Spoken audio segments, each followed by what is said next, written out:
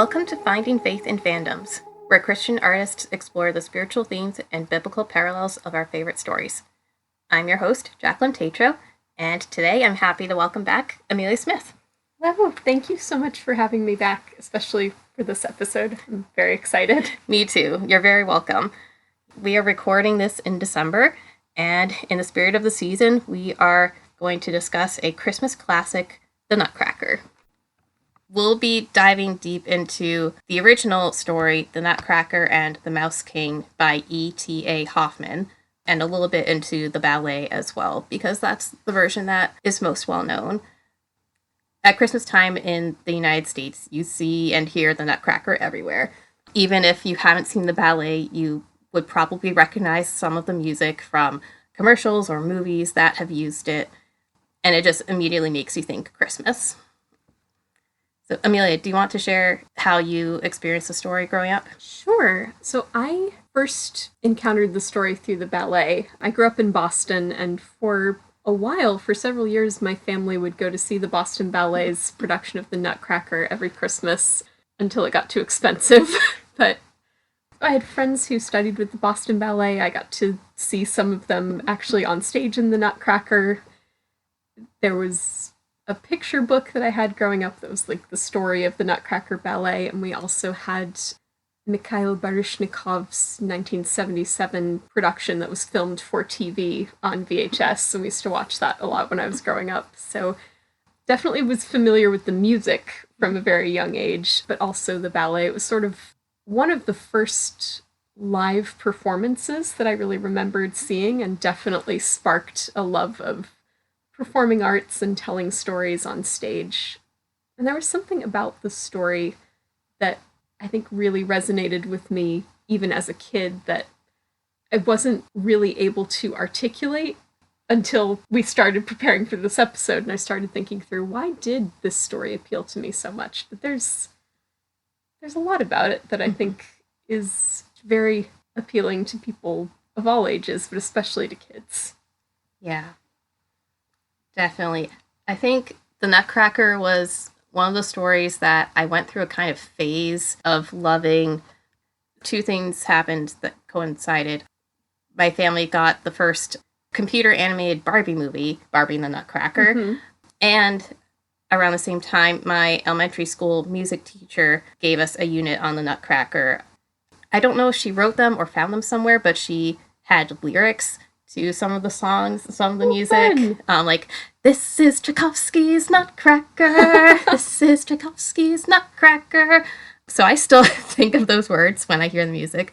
So we had music class once a week, and every week, every day that we had music, I would come home and want to watch the Barbie Nutcracker movie. So I have a lot of the music already sort of committed to memory. I liked the Barbie movie because it gave some plot substance that the ballet does not have. But more recently, a few years ago, I discovered Hoffman's original novella and realized, oh, there's a lot that just didn't get included in the ballet, and it's actually a pretty complex story and really thought-provoking. So yeah, I've made that sort of ritual of listening to the audiobook of that each year at Christmas time. I didn't read Hoffman's Nutcracker until adulthood either.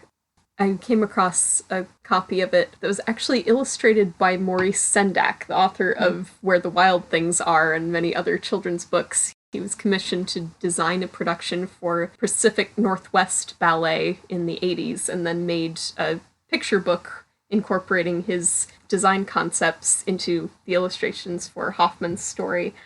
And it's one of those stories like Peter Pan or like some of the other stories that we read when we were kids that you enjoy at that age and then come back to as an adult and realize there are so many more layers of philosophical and moral and spiritual themes that you didn't pick up on as a kid, but it's, yeah, definitely one to revisit. Yeah. It's kind of in the tradition of stories about characters, especially children, who travel to a magical world or experience magic entering their ordinary life. It's similar to, like, in Peter Pan, he comes at night and takes the children to Neverland. Clara or Marie in the original witnesses this epic battle and then is whisked away to the land of sweets. Or like Alice in Wonderland, any There and Back Again story, Chronicles of Narnia, Lucy goes through the wardrobe, comes back, people don't believe her when she tries to tell them what she experienced. So yeah, it's similar to a lot of probably later stories. You know, in the real world, kids don't have a lot of agency. We don't have a lot of control over what happens when we're young. We're just, all the decisions in our lives are made by grown-ups, and there's good reason for that. Like, there are certain things that grown-ups should be in charge of that kids should not, because they don't have the ability to anticipate consequences or think through how to manage their lives. But it can be very frustrating as a child to feel like I have no control over what happens to me. I don't have a say in anything that goes on.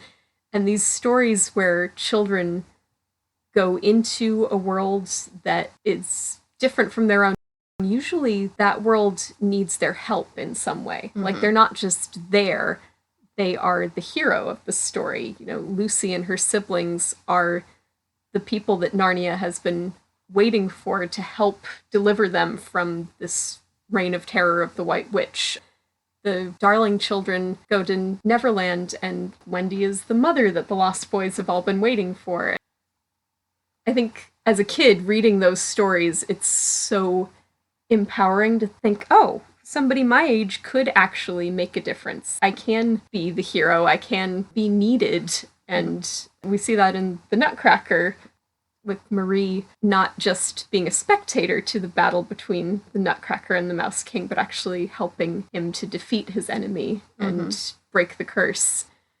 It's not something that I think I ever consciously picked up on as a kid, but thinking back, I'm like, oh, that was probably very empowering to see, especially a young girl, be not just a spectator, but a participant and actually a hero in the story. And to realize that there are places where children can be needed, can have agency. And again, children should not be running the world in real life, but I think it is important for them to have age-appropriate ways to participate in what's going on in their family, in their community, in their school, that lets them know that their voices, their actions, their feelings about things do matter, because it helps them prepare for the day when they are old enough to make their own decisions and have a more active role in shaping their life. Because nobody likes to feel like you have no power or agency. Even if you're a kid, it's still important to acknowledge children's wants and needs and give them appropriate ways to feel empowered. Well said. In the Gospels, there are multiple times when we see that Jesus himself showed openness to children and even held them up as examples for his adult disciples to emulate. We see in Matthew 18:3 and 19:14, Mark 10:15, and Luke 18:17, Jesus talks about how the kingdom of heaven belongs to those who receive it like little children. And I think we see this theme very strongly in the Nutcracker. The ballet, the Nutcracker, kind of helps introduce children to ballet as an art form. It's probably the most popular ballet in the US. Even if you've never heard of any other ballet, you've heard of probably the Nutcracker or Swan Lake. And for dancers, it's a show in which you can play different roles as you grow up. My sisters were both dancers, and they were actually in a production of the Nutcracker as kids. The older of the two was a toy soldier, and the younger was a doll. You can work your way up through playing all these minor characters to then playing some of the bigger roles. So it's a show that you can participate in at different ages and different skill levels. So it's a really cool, it has a unique kind of role in the world of music and theater. I think because there are so many children's roles in the ballet, and because it's a story that is simple enough for kids to understand and yet very engaging. You know, it has dancing toys and a entire palace of candy. Like, what kid doesn't love those things? It's a great way to introduce kids to ballet and classical music and introduce them to this world of the performing arts in a very fun way and to show you have a role in this. Sometimes quite literally. Yeah.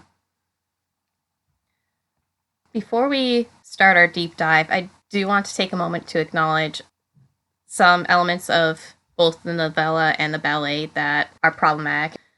The way certain non-European cultures are depicted in the book and ballet has not been okay. So Act 2 of the ballet has this series of dances that are supposed to represent different countries or cultures, and some of them have been basically caricatures of the cultures. And they were choreographed, costumed, and originally performed by white European choreographers and dancers and costumers with very white European-centric ideas of what other cultures were and not really fully understanding the cultures that they were trying to represent. So yeah. But fortunately, in more recent decades, more recent productions, they've started to try to incorporate the different cultures in a more respectful way. Like the Chinese dance may now include a dragon dance or something like that.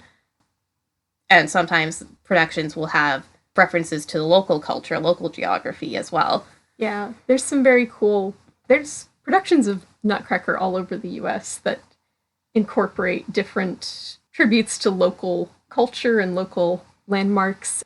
One that I've been really excited about is the Brooklyn Ballet, because they've taken especially the second act and partnered with local choreographers and dancers from all different cultures and traditions to make it authentically represent the diversity of the community they live in. So like for the Chinese dance, they actually have a choreographer whose style is traditional Chinese dance, like choreograph a traditional dance with fans. They have flamenco dancers and hip-hop dancers, and it's nice to see people acknowledging that even though productions of the ballet have had a problematic history, there's room to expand and include more people in the telling of this story and to reimagine it in a way that is actually reflecting the diversity that that second act is supposed to represent. Yeah. So I'll try to give a brief history of the evolution of the story. And yeah, this is all fairly recent research for me and just a cursory kind of look at the history. So the actual item of a Nutcracker toy or decoration emerged as a German folk art in the 1400s. They were associated with luck, strength, and power. They were imagined as guardians of the home and the hearth, watching over the family, protecting them from evil. I had wondered about that, whether that originated with Hoffman's story or whether he was drawing on a tradition that was already in place. Yeah. So it sounds like the Nutcracker in the story really does live out the role that they were supposed to fill. Definitely. And I think the story, the novella, definitely made the rest of Europe more aware of that local niche art. So E.T.A. Hoffman published Nutcracker and Mouse King in 1816. And just a few words about Hoffman. He was part of the German Romantic movement. He actually had a career as a civil servant and judge, but he also loved and pursued music, theater, and fiction writing. He had different jobs at different times as a director, a dramaturg, and a composer. He was raised in a pretty bourgeois family with very strict social expectations, but inside he really championed imagination. He felt that tension in his life, and it comes out very strongly in some of his work. The way the Nutcracker story came about was he would sometimes write stories as gifts for his friend Julius Hitzig's children, and their names were Marie and Fritz. That explains why he interjects at least the copy I have, the narration is interjected with, Now, my dear reader Fritz, you must remember, or now, my dear reader Marie, I don't know if you have such a couch for your dolls, and he'll, interject things to the children, and I didn't realize he was actually writing to Marie and Fritz. That's wonderful. Yeah, and apparently he had some characteristics in common with the character of Drosselmeyer. They may not be direct analogs, but I find it very interesting to know that he was writing the story with particular people in mind. He wanted to give a new form to fairy tales, and you can see sort of elements of traditional fairy tales, but also ways that he pushes against them in the Nutcracker. And he was an influence on later fairy tale writers like Hans Christian Andersen. In 1844, Alexandre Dumas, the famous French author who wrote Count of Monte Cristo and The Three Musketeers, published a version of the Nutcracker under his name. He acknowledged that it was Hoffman's story, but he published it in the French language. It's unclear whether he translated it himself or had someone else translate it and then adapted it. He made some minor changes, like characters' names and some things about the style, but because he was such a renowned author, his sort of endorsement of the story helped it to reach a wider audience. Then, almost half a century later, in 1892, Pyotr Ilyich Tchaikovsky was commissioned to write a ballet based on the Dumas version of the story. Tchaikovsky had had success with his previous ballets, Swan Lake and Sleeping Beauty, and the choreographer Marius Petipa gave him very detailed instructions for how to compose each number in the ballet. The ballet was not initially very well received. People loved the music, but not so much the story or choreography. But Tchaikovsky also arranged selections of the music into the Nutcracker Suite. And the Nutcracker Suite continued to be performed by orchestras. So the music was still, I guess, being circulated in that way. Into the 20th century, when the Russian Revolution happened, many people fled Russia, including people who had worked in ballet, choreographers and directors, and so that sort of helped bring people who had experience with the Nutcracker into different countries of Europe. In the US, Disney used music from the Nutcracker in a sequence in Fantasia, so that film helped introduce the music to more audiences, but the sequence itself didn't relate to the original story at all. It's a beautiful story about the changing of the seasons, and that was also part of my childhood experience with the Nutcrackers, watching Fantasia. So at least it got the music in people's heads. Yeah. The ballet was finally produced in the US for the first time in 1944. William Christensen produced the first full-length version in San Francisco, and then 10 years later, choreographer George Balanchine made a version for the New York City Ballet.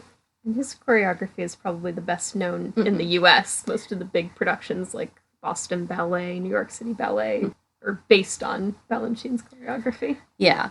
And so it gained popularity both through live performances and through televised productions. That helped sort of give ballet a place in the lineup of Christmas specials. There were certain films and certain TV shows that had a staple for Christmas, and now ballet companies did as well. It's been adapted to many different film and television versions, some with the ballet music, some without.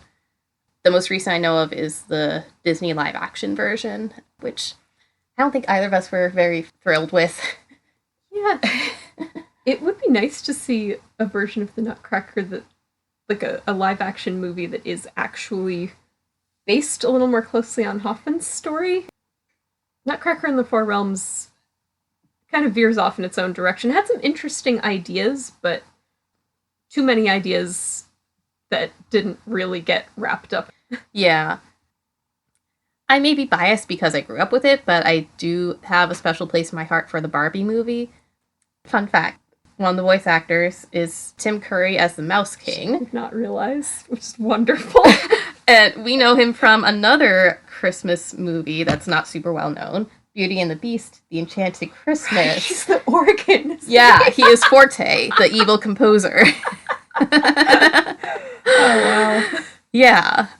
So that's fun.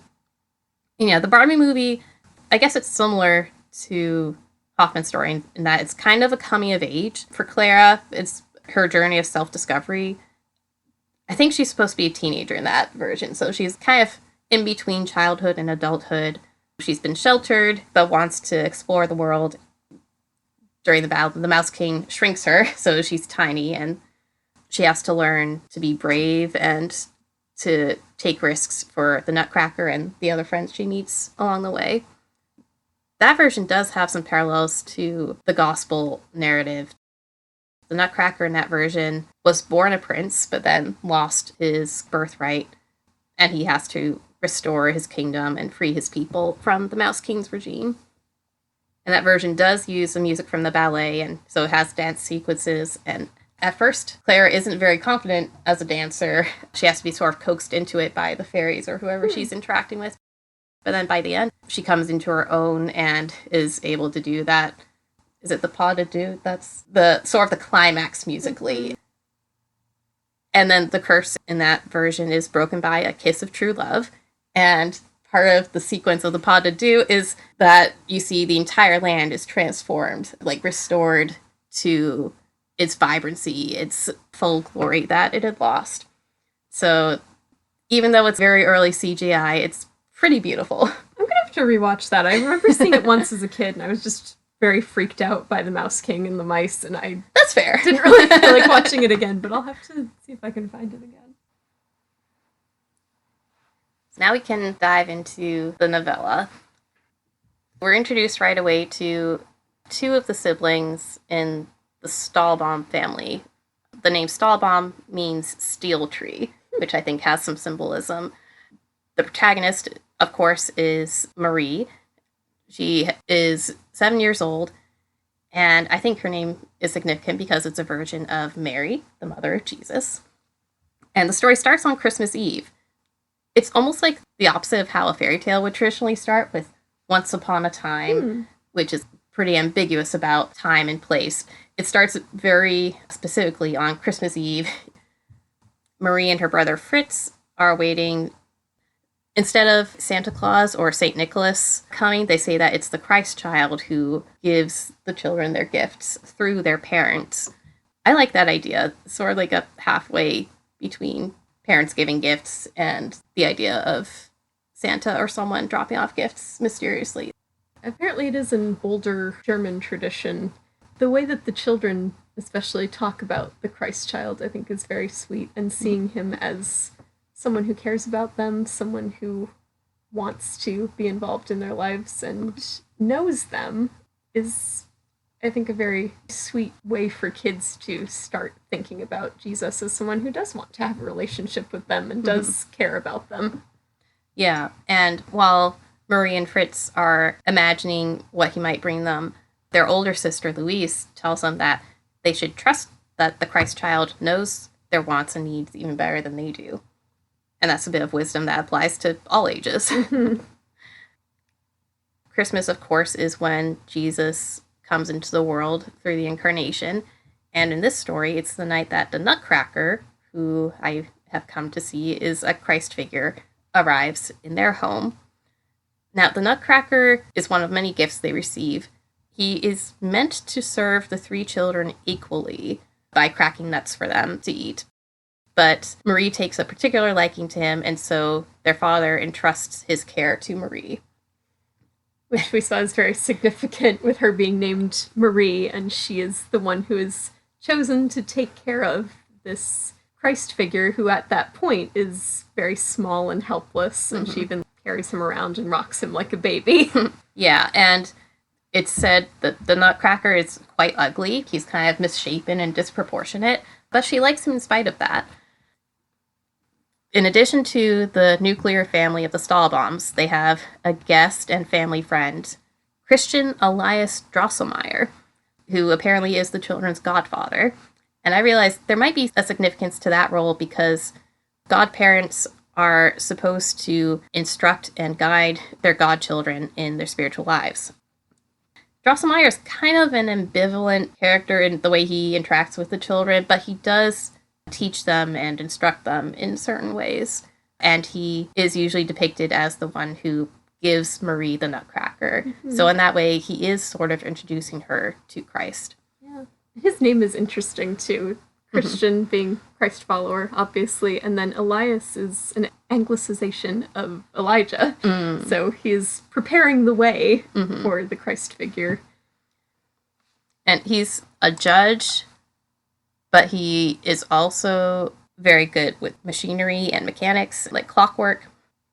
So that Christmas Eve, and this is something that seems to be based on Hoffman and his relationship with the Hitzig children, Drosselmeyer gives them this mechanical castle with little figures that move around like on a track. And I think we have similar things today. My family has a couple of decorations, including one actually that looks like the Nutcracker ballet being performed. I'll have to show that to you sometime. Yeah.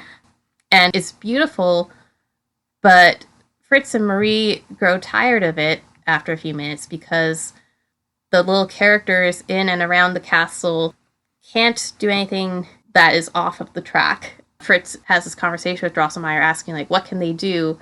He's used to having toy soldiers that you can manipulate and arrange to play out scenes, but they can only do the same motions over and over.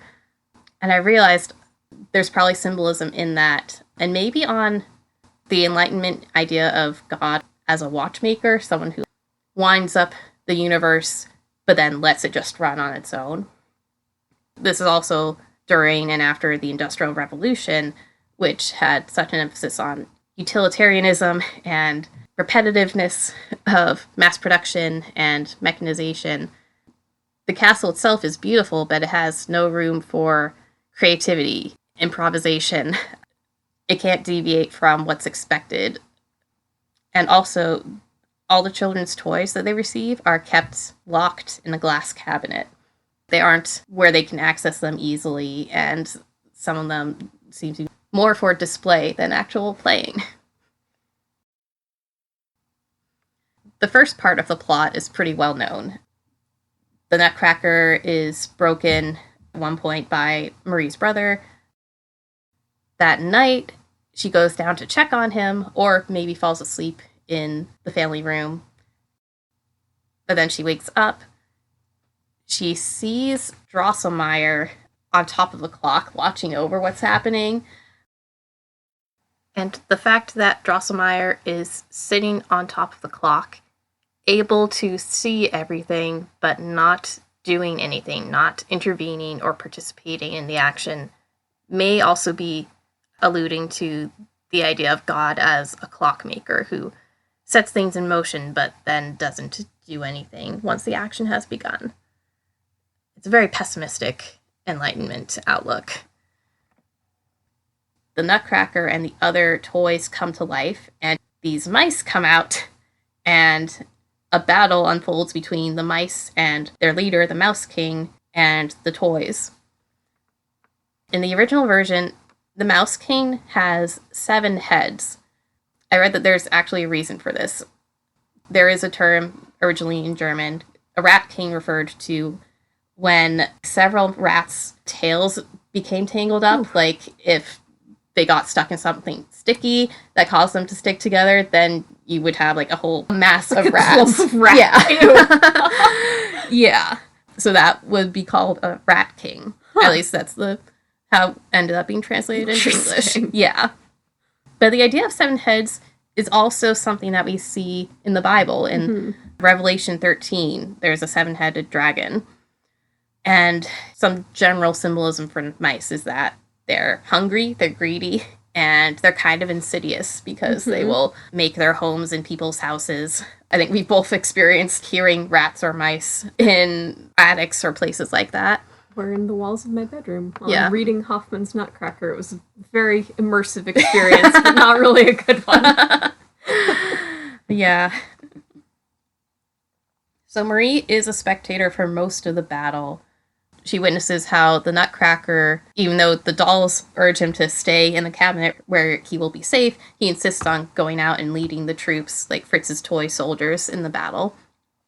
And I found that kind of similar to Jesus because he didn't stay in the safety of heaven while humanity suffered.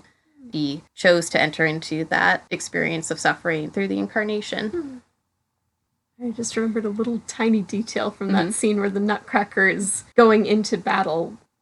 One of Marie's dolls is trying to warn him back, and she's like, if he must go into battle, then wear my sash. And she gives him this very sparkly, spangled girdle that she has, and the Nutcracker says, no, you may keep that, for I already have a token. He takes Marie's ribbon, which is much plainer and simpler, and wears that as his token as he's going into battle. And that makes me think of how Jesus could have come displaying his glory. He could have come into the world with power and splendor and riches, and chose to come very humbly into a very plain, simple family. And I was like, oh, that's another little glimmer of Jesus that I hadn't seen in the story until just now.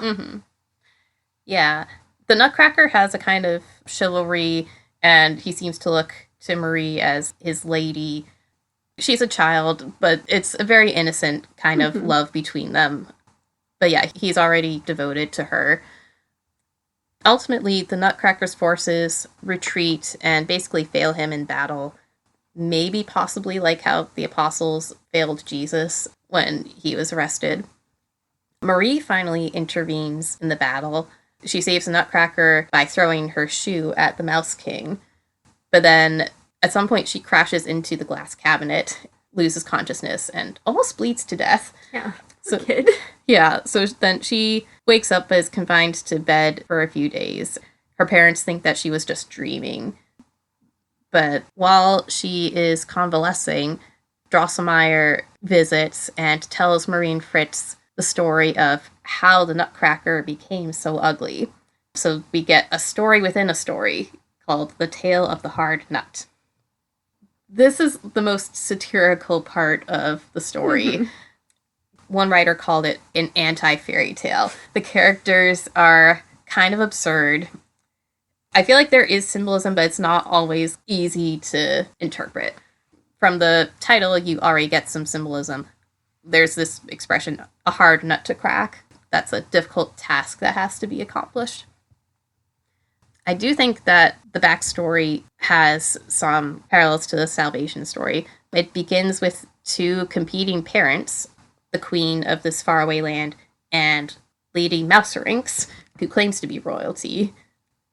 And Lady Mouserynx tries to basically freeload off of the king and queen. Like, she demands bits of sausage, the fat or the bacon, but then she ends up bringing all of her relatives also to get that food. And to cope with that, they have one of the king's advisors, who's also named Drosselmeyer. Just happens to also be named Christian Elias Drosselmeyer. What a coincidence. He invents mouse traps for them, but then Lady Mouserynx targets the king and queen's baby daughter, Princess Pirlipat, who is said to be the most beautiful child. They go to ridiculous lengths to protect her, but of course they fail, sort of like Sleeping Beauty. I was just thinking of Sleeping Beauty. So Lady Mouserynx eventually bites Princess Pirlipat, and her beauty is turned to deformity. She is just ridiculously ugly, and she's always had a set of teeth, and she can crack nuts with them easily. Drosselmeyer is tasked with breaking this curse, and I wondered as I read it if he might represent religious leaders, particularly in Jesus' time and culture, who are expected to solve their people's problems, but ultimately fail to do so, and then sometimes take their failure out on others. There's this whole journey that Drosselmeyer goes on, and he has a cousin, a toy maker, whose name is Christoph Zacharias. I read that, I was like, wait, is that a reference to Zechariah and Elizabeth, maybe? Hey, could be. They're cousins. But his cousin has...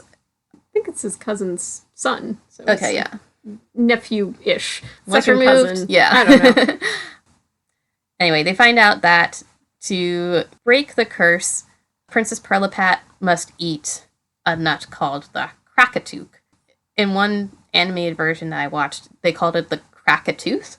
So basically, it's an extremely hard nut that no one can crack, and people would break their teeth if they tried to do so.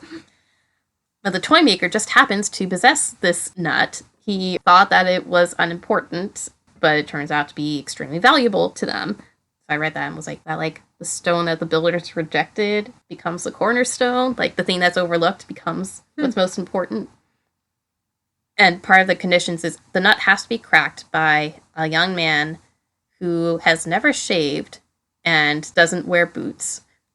That basically is supposed to mean he is young, hasn't learned to conform to society. A whole lot happens. Drosselmeyer's nephew, we'll call him young Drosselmeyer, succeeds in cracking the nut, and he gives it to Princess Pirlipat.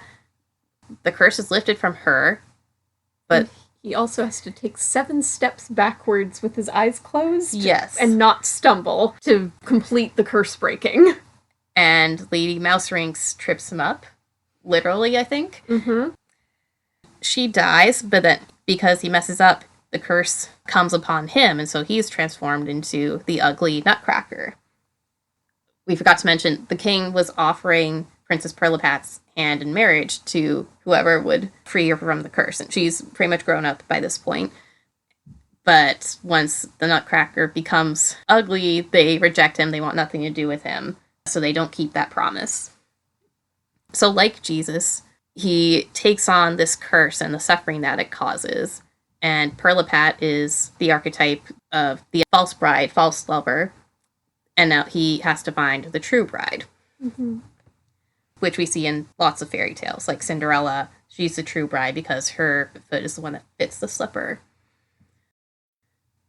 So now Marie has an even deeper regard for the Nutcracker after hearing this story. She understands, yes, he is actually Drosselmeyer's nephew. He was supposed to be a prince and a king, and she is determined to help him. And she also tries to confront Drosselmeyer about, why haven't you been helping your nephew? Why aren't you doing more to help him? And he warns her that she will suffer if she tries to help Nutcracker, and that she'll need to be strong and faithful to him. Not unlike Mary being warned when Jesus was just a baby that there would be suffering for both of them.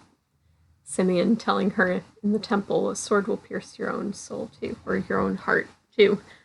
Yeah. Like, she knew it was going to be a hard road, and so does Marie, and she says, I don't care, I love him. Mm-hmm. Yeah.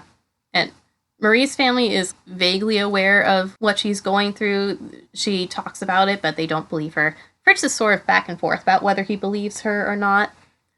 Her father tries to rationalize. Her mother has an interesting reaction. She feels like she understands but cannot articulate what Marie is going through or about to go through. Kind of reminds me of Mrs. Darling in Peter Pan, where she remembers going through some of these strange things as a child, but it's been so long that she isn't part of that world anymore. What happens next is the Mouse King, who is the son of Lady Mouserings. He actually... This must be terrifying for Marie. He comes to her bedside at night and demands her sweets and her toys, threatening to attack and bite the Nutcracker if she doesn't. So Marie has to sacrifice the things that are most valuable to her in order to protect the Nutcracker. As a little kid, these are the most precious things that she owns. And she has to give up these little sugar dolls that include shepherds, sheep, and a child, all symbols of Christ. I think the last thing that is threatened are her picture books. She doesn't complain, but she says to Nutcracker, I will do this, but it is very hard. Interesting that in the ballet, as soon as the Mouse King is struck down by Marie's slipper, everything is resolved. The Nutcracker immediately transforms into a prince. They immediately go off to the land of the sweets.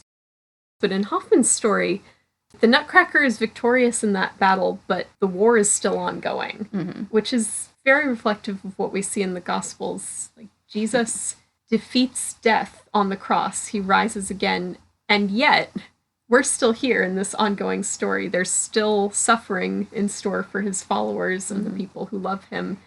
And Marie, in this instance, sort of becomes like the early church and even contemporary martyrs who are following Christ and doing very hard things out of love for him. I think it's interesting because you don't see that in a lot of stories where the battle is won, but it's still not over. Mm-hmm. Yeah. And you pointed out an interesting similarity between Marie and the woman involved with Jesus' ministry. Do you want to talk a little about that? Yeah. Jesus' mother was not the only Mary in the Gospels, and I was thinking about the name Mary, or Miriam, or in this case Marie, how many women there were, some named Mary, some named other things, were included in Jesus' ministry on earth in ways that they wouldn't have expected to be included in society at that time. So I saw that as being kind of like the Nutcracker depends on this very young child who doesn't have much power in her home or her family. He depends on her for protection, for help against his enemy, and he is proud to work with her and accept her help. Yeah, I think you pointed out how he validated and included women and other people who were marginalized or disempowered. He relied on their support and let them participate in the work that he was doing. He was proud to do so. Mm-hmm. Just like the Nutcracker is proud to wear the ribbon of this little girl into battle and proud to call her his defender and his friend. Mm-hmm. Marie doesn't actually witness the final battle between the Nutcracker and the Mouse King, but the Nutcracker tasks her with finding him a sword so that he can fight. And she gets a sword from Fritz, who takes one from one of his toy soldiers who he retired. And so Marie has this role of equipping the Nutcracker for battle, which is really cool. Mm-hmm. And then he comes to her at night after the battle is won and presents her with his trophies of war. He has the crowns now of the 7 heads of the Mouse King.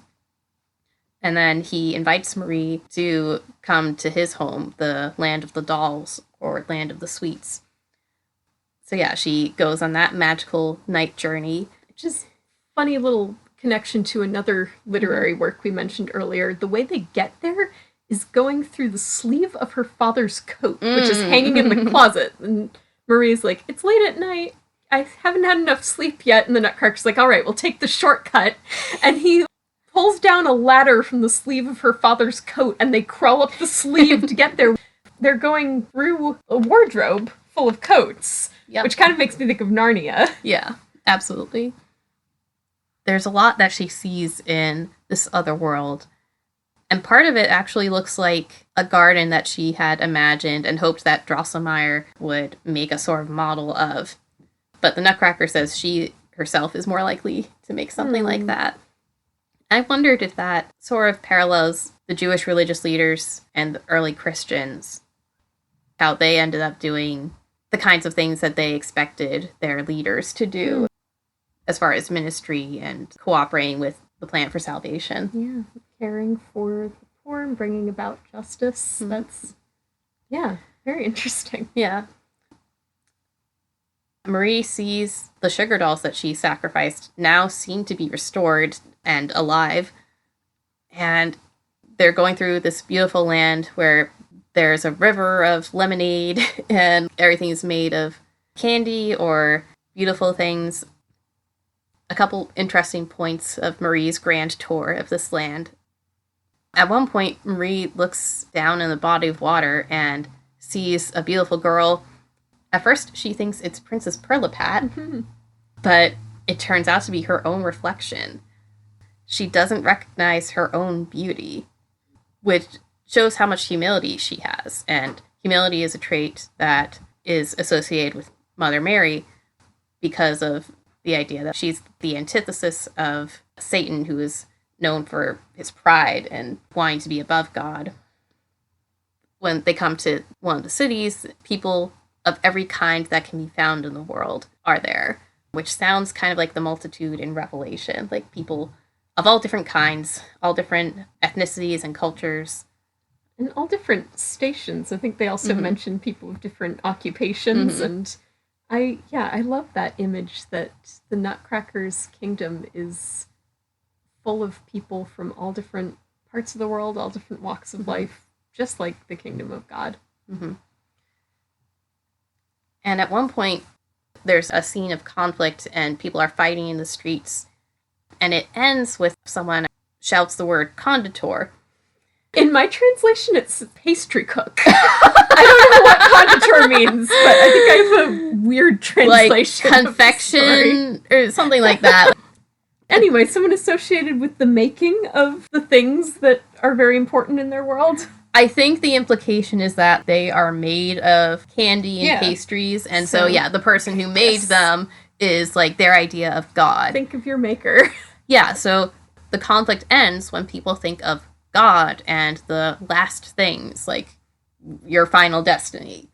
I think if people did that more in real life, a lot of conflicts would be resolved as well, because we would realize, oh yeah, this really doesn't matter in the grand scheme of things.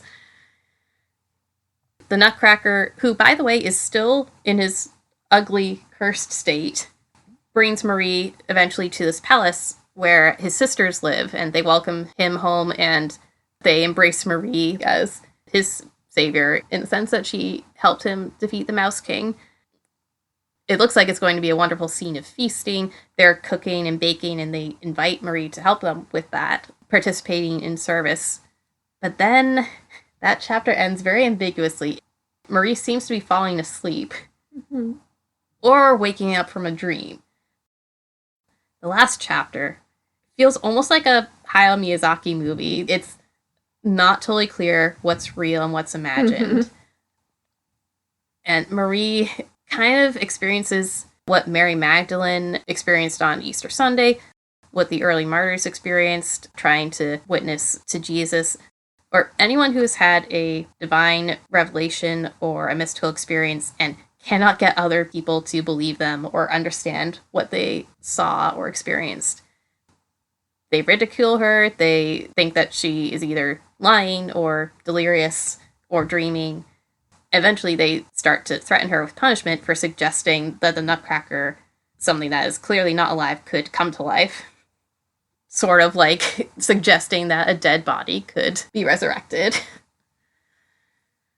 And then she has to figure out how to remain faithful to what she knows is true, despite being told not to talk about it. Yeah. And Fritz kind of regresses. He had been either ambivalent or supportive of her.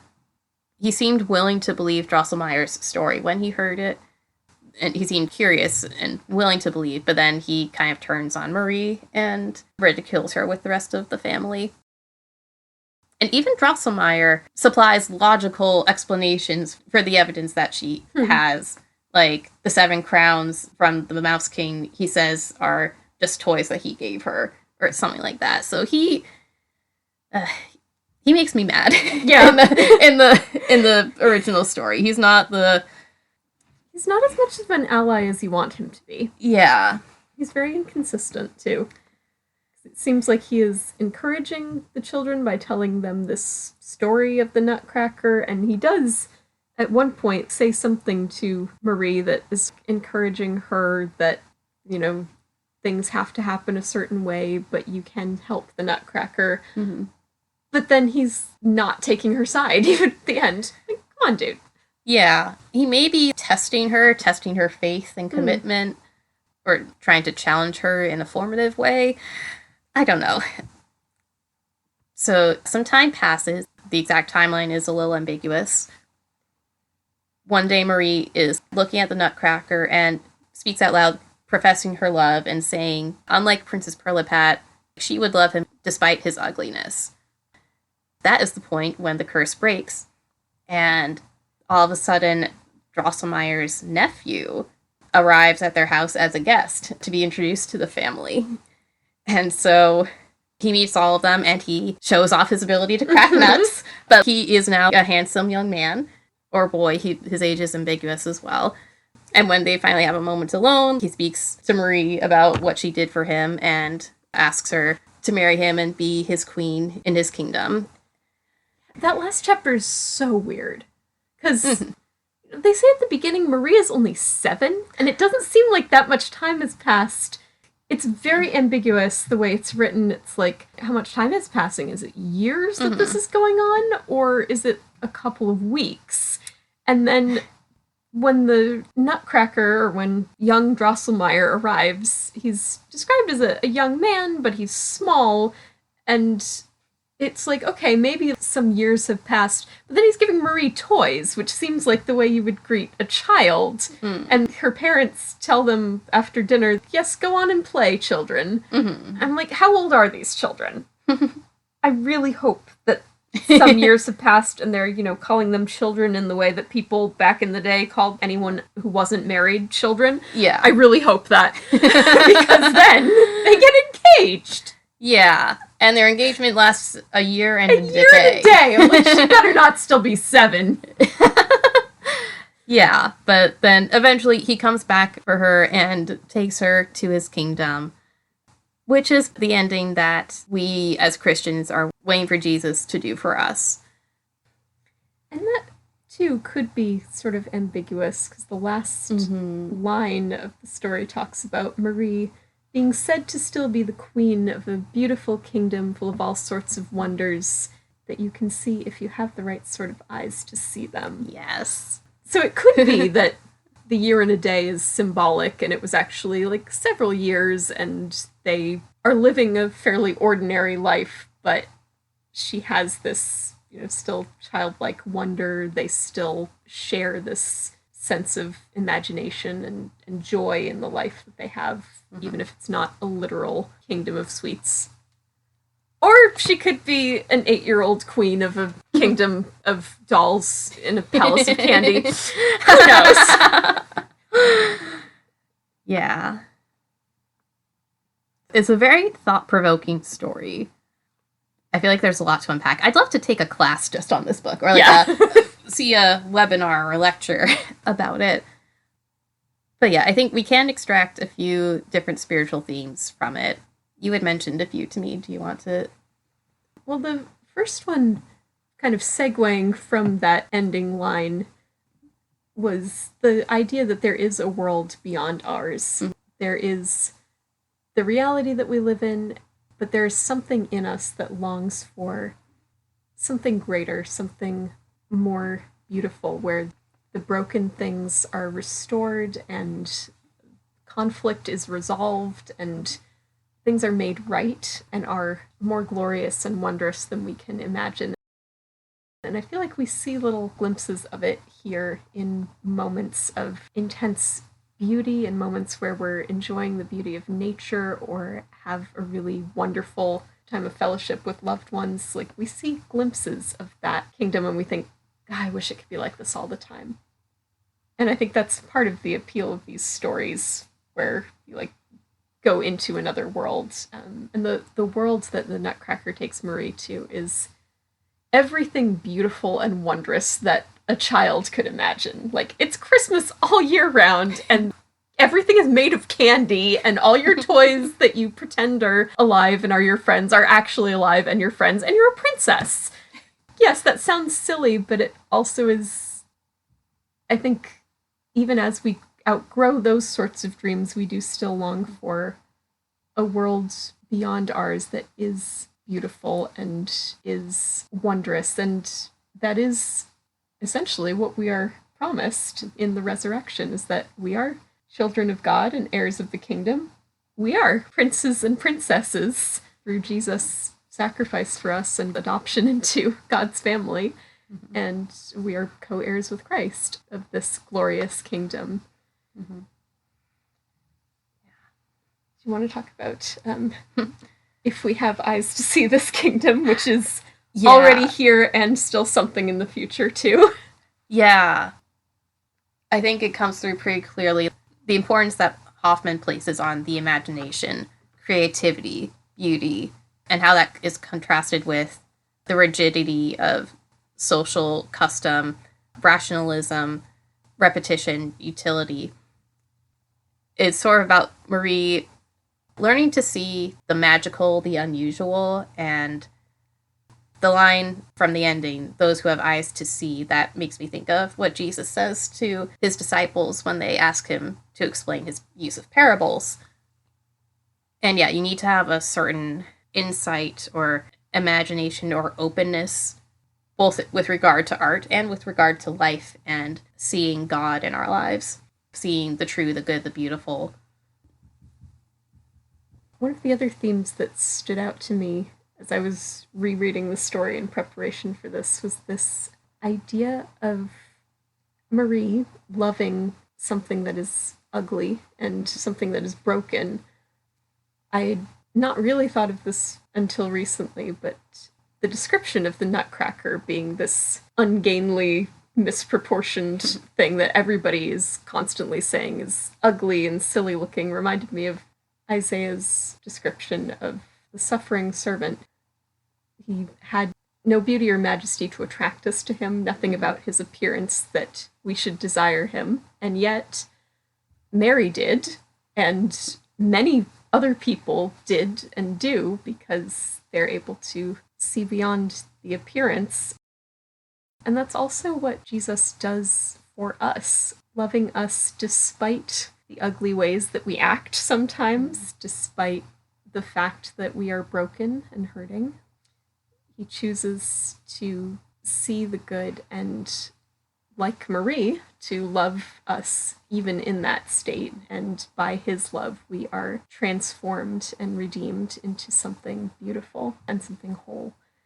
And also the fact that the Nutcracker himself not only is made fun of for his appearance, but also becomes broken, and yet becomes the one who brings healing to the also wounded Marie and brings restoration in spite of being broken. He still triumphs and he still restores his kingdom. Reminds me of how Jesus was broken for us and still bears the marks of the wounds he received on earth. There's a description in Revelation of a lamb looking as if it had been slain. So he still bears those scars and yet is alive and is bringing healing and wholeness to others out of his own brokenness, which is just an interesting parallel that, again, we don't see in a ton of other stories. It's sort of like the idea of a wounded healer. That's really cool. And almost like able to relate to others' brokenness better than someone who's never experienced it.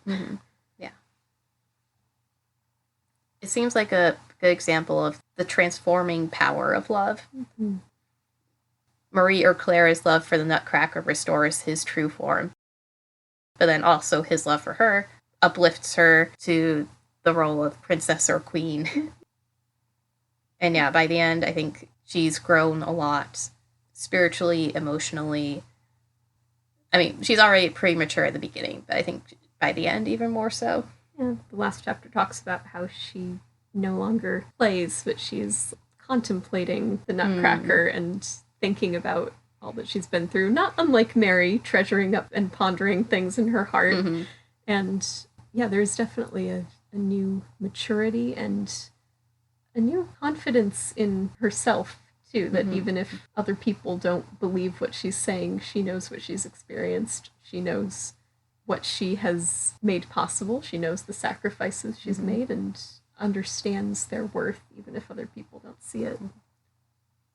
I'm just thinking of this now. That reminds me a little bit of the three children, the seers at Fatima. I don't know if you're familiar with that story. A little bit.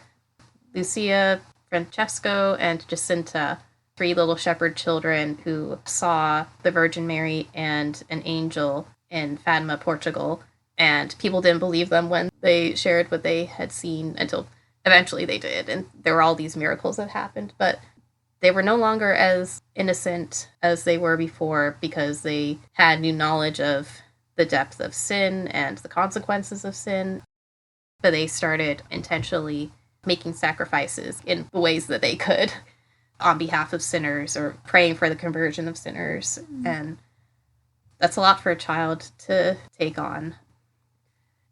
But it kind of goes back to what we were talking about at the beginning about children feeling that they have the power to be a part of the work God is doing in the world. And that even if the adults in their life don't see them as having any power or agency or even much worth, that God does see them as having something of value, having the ability to be part of the work of his kingdom. Yeah. If you're looking for something to watch or read during the 12 days of Christmas or your holiday vacation, look into the Nutcracker, the novella, or the ballet, or one of its adaptations. Amelia actually wrote out a list of different versions of the Nutcracker ballet that are publicly available or available on streaming websites, along with her notes on the different approaches they have to the story. So that list will be available on the Finding Faith in Fandom's blog, and I'll include a link to that list in the show notes for this episode. It's definitely worth returning to and looking at it maybe at different points in your life and seeing how it resonates with you then. It's been such a pleasure to discover this story in a new way over the last few years and to discuss it now. So thank you, Amelia, for joining me in this. Thank you for giving me an excuse to relive my childhood dance dreams. I never took ballet classes as a child, but I really wanted to because of the Nutcracker, and this has just given me a chance to rediscover the joy and wonder that this story brought to my childhood Christmases. So thank you so much for that. You're welcome. Thank you, listeners, for joining us. You can find more content like this on our website, findingfaithinfandoms.org. Look us up on social media and do all the things like comment, subscribe. Check out our Patreon page. We really appreciate your support. Thanks, God bless, and have a Merry Christmas.